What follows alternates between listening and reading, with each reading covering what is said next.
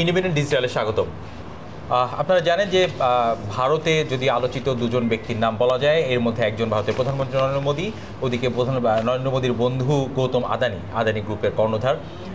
এই দুজন ব্যক্তি এখন বেশ আলোচিত দুটি মামলার কারণে। মূলত একটি মামলা হয়েছে গৌতম আদানির বিরুদ্ধে নিউ ইয়র্কে, আর কানাডার একটি মামলায় নাম এসেছে মোদির। এই সব বিষয় নিয়ে কথা বলবো। আমি সঙ্গে আছি সুপ্রিয় শিকদার, আমার সঙ্গে আছে সেলিম খান।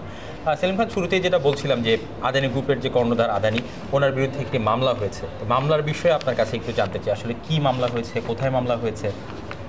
মামলাটা বেশ একটা গুরুতর মামলা এই কারণে যে গৌতম আদানি, আপনি যে একটু আগে বললেন যে ভারতের অন্যতম বড় ব্যবসায়ী, এখন বলা যায় যে ভারতের দ্বিতীয় মানে সর্বোচ্চ ধনী ব্যক্তি তিনি।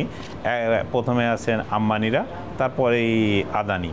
তো ওনারা দুইজনের মধ্যে ওঠানামা করে, এটা ঠিক। কিন্তু মামলাটা মানে যেভাবে আদানির উত্থান, সেই উত্থানের ইতিহাসকে যদি ব্যাখ্যা করা হয়, তার জন্য এই মামলাটা খুবই গুরুত্বপূর্ণ।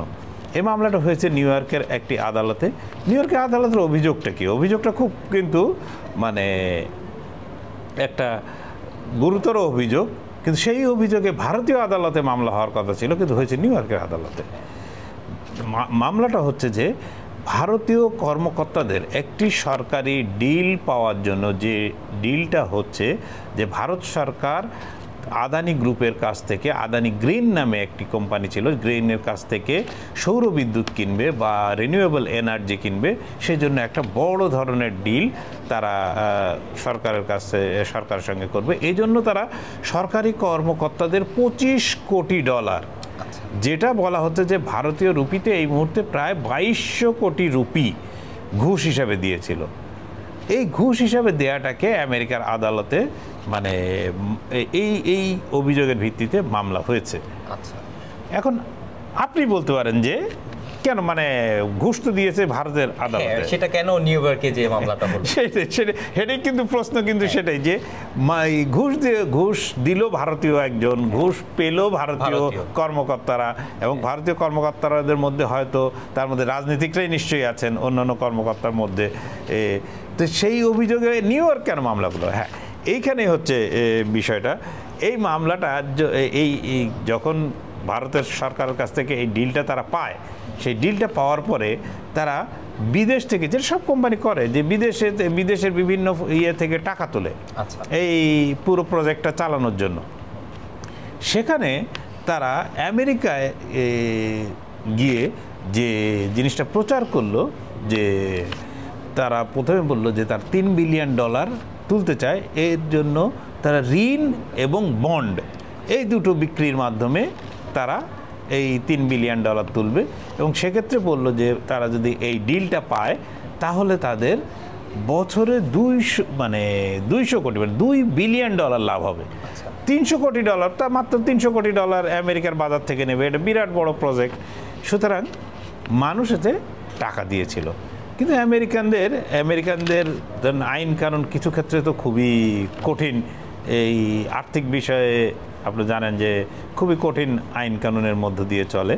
আমেরিকার একটি আইন আছে যেটাকে বলা হচ্ছে যে foreign corrupt practice US anti bribery ল।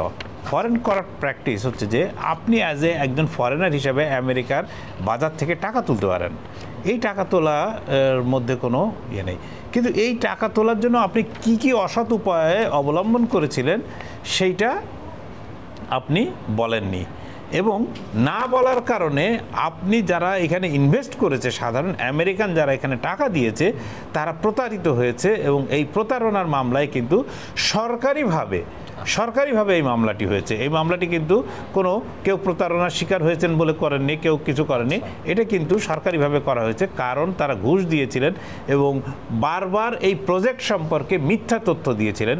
এবং এই মিথ্যা তথ্য ঢেকে দেওয়ার জন্য আপনার যে প্রেজেন্টেশন দেওয়া হয়েছে, যে এক্সেল শিট বানানো হয়েছিল, যে ধরনের কথা বলা হয়েছিল, টেলিফোন আলাপ করা হয়েছিল, সবগুলো তারা মুছে দিয়েছেন। এবং সবগুলো মুছে দিলে কি হবে, আপনার তো আমেরিকায় তো তার আরও বড় লোকেরা বসে আছে, যারা তাদের গোয়েন্দা বিভাগ, তাদের অন্যান্য সংস্থা, তারা সবগুলো সেই জিনিসগুলোকে উদ্ধার করেছে। এবং উদ্ধার করে নিউ ইয়র্কের আদালতে মামলাটা হয়েছে। এখন এই মামলায় অভিযুক্ত কে? অভিযুক্ত হচ্ছে প্রথমে 1 নম্বর আসামি হচ্ছে গৌতম আদানি, 2 নম্বর হচ্ছে যে তার ভাতিজা সাগর আদানি, আর একজন হচ্ছে বিনীত জৈন।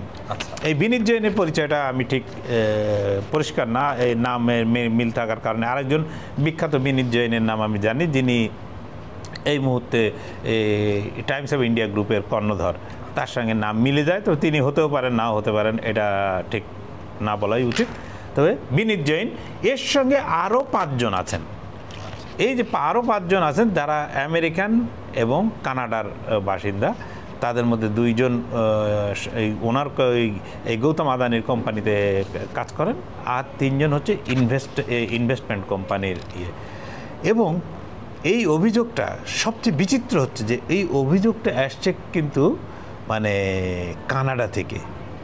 মামলা হয়েছে আপনার নিউ ইয়র্কে, কিন্তু অভিযোগ বলা মানে অভিযোগটা যদি বলি যে এর 3 জন কিন্তু কানাডায়।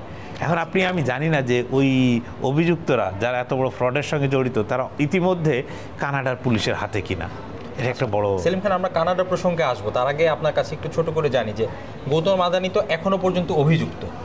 যদি প্রমাণিত হয় যে তিনি এই ঘটনার সাথে জড়িত কিংবা তিনি অপরাধটি করেছেন, কি সাজা হতে পারে গৌতম আদানি? এই বিষয়ে আমেরিকান আইন একেবারেই পরিষ্কার।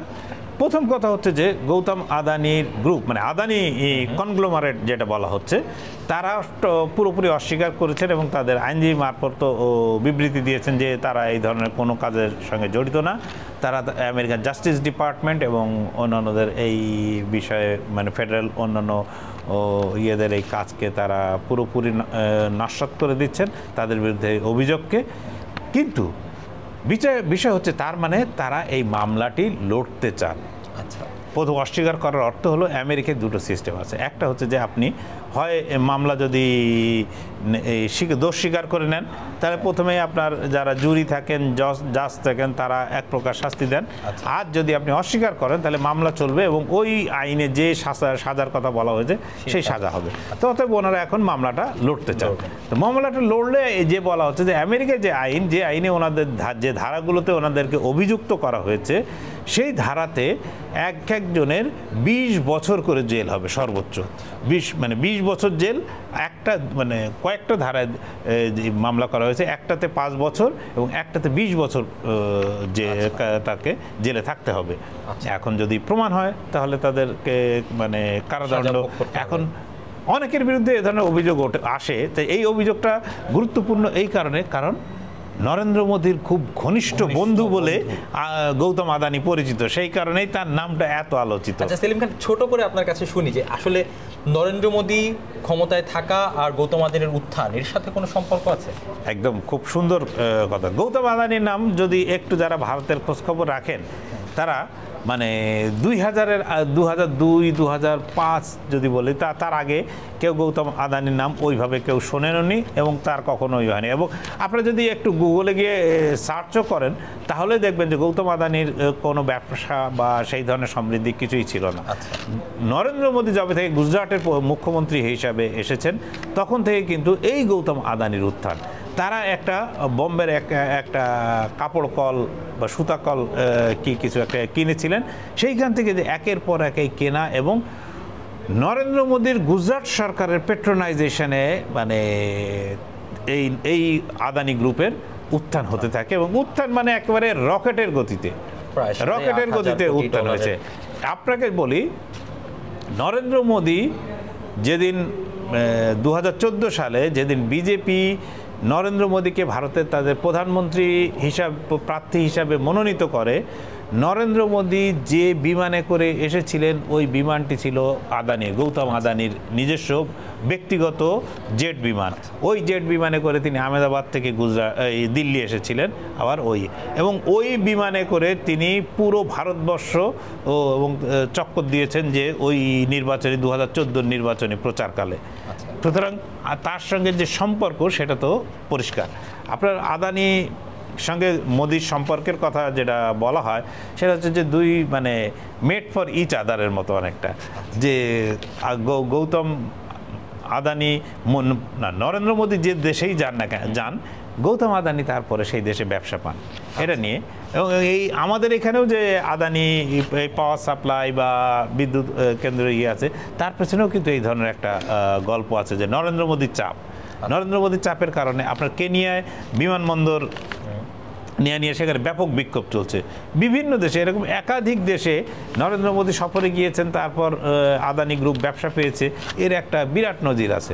ফলে এই মানে এখন আর কেউ আদানি গ্রুপের সম্পদ বা আদানি গ্রুপের অর্থ সম্পদ সব কিছুকে নরেন্দ্র মোদী থেকে আলাদা করে কেউ অন্তত ভারতের একটা বড় অংশের মানুষ দেখেন না। আচ্ছা সেলিম খান, আপনি বলছিলেন যে আদানির বিরুদ্ধে যে অভিযোগটি নিউ ইয়র্কে দায়ের হয়েছে তার মূল অভিযোগ গিয়েছিল কানাডা থেকে। সেই কানাডাতেই আবার একটি মামলায় অভিযুক্ত নরেন্দ্র মোদী, ভারতের প্রধানমন্ত্রী। এই মামলাটা কি অভিযুক্ত না, মানে তার সম্পর্কে অভিযোগ আনা হয়েছে কানাডার একটি পত্রিকায়।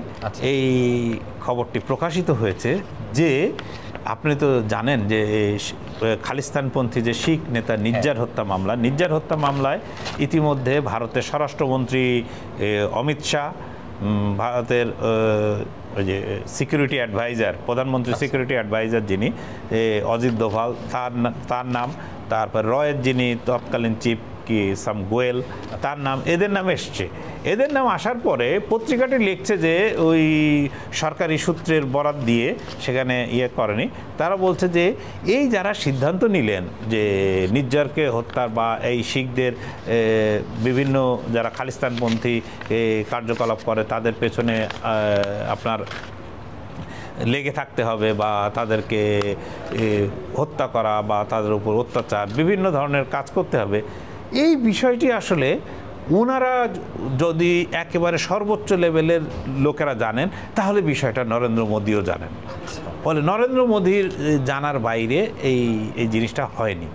কিন্তু ভারতের পররাষ্ট্র মন্ত্রণালয় তারা বলছে যে একেবারে এই পত্রিকার এটি হচ্ছে একেবারে ডাহা মিথ্যা, কারণ পত্রিকায় কাউকে কোনো সূত্রের বরাত দেওয়া হয়নি এবং বলা হয়েছে যে ওই পত্রিকার কাছে প্রত্যক্ষ কোনো প্রমাণ নেই বা কানাডা সরকারের কাছেও কোনো প্রত্যক্ষ প্রমাণ নেই যে নরেন্দ্র মোদী সরাসরি জড়িত। সুতরাং পত্রিকা যে নিউজটি করেছে সেটি হচ্ছে এই রকম যে এইখানে ধরেন একটি প্রতিষ্ঠানে একটি ঘটনা ঘটলো, একদম উপরের সারির কিছু কর্মকর্তা জড়িত, সেইখানে ধরে নেওয়া হচ্ছে যে তার বসও, মানে ঘটনাটা এমনই যে সেই প্রতিষ্ঠানের যিনি প্রধান তারও জ্ঞাতসারে এটি হয়েছে, তার জ্ঞাতসারের বাইরে। এটা হচ্ছে অনেকটা সার্কামস্টেন্সিয়াল এভিডেন্স বা সার্কামস্টেন্সিয়াল এভিডেন্সের ভিত্তিতে একটা অভিযোগ করা। এই অভিযোগের ভিত্তি কতটা আছে সেটা ভারতের অভিযোগের কারণে বলা কঠিন, কিন্তু একেবারে আবার উড়িয়েও দেওয়া যায় না। সব একটার পর একটা জিনিসগুলো সবগুলো কিন্তু পরস্পরের সঙ্গে যুক্ত। এর মধ্যে আপনি জানেন যে 5 আইস যে 5 দেশের যে জোট আছে এদের মাধ্যমেই কিন্তু এই গোয়েন্দা তথ্যগুলো আসছে। এই 5 আইসের মধ্যে আছে আমেরিকা, এর মধ্যে কানাডা, আপনার যুক্তরাজ্য, অস্ট্রেলিয়া এবং নিউজিল্যান্ড। এরা কিন্তু নিয়মিত গোয়েন্দা তথ্য আদান প্রদান করে এবং ভারতের জন্য যে সমস্যাগুলো তৈরি হচ্ছে সেই সমস্যাগুলোর সবগুলোর কেন্দ্রবিন্দু আপনি যদি দেখেন আমেরিকা এবং কানাডা, মূলত কানাডা, তার আর একটা পার্ট হচ্ছে আমেরিকায়। ধন্যবাদ সেলিম খান। আজ এ পর্যন্তই। দেশ বিদেশের যে কোনো খবর জানতে চোখ রাখুন ইন্ডিপেন্ডেন্ট ডিজিটালে। ভিজিট করুন itbbt.com।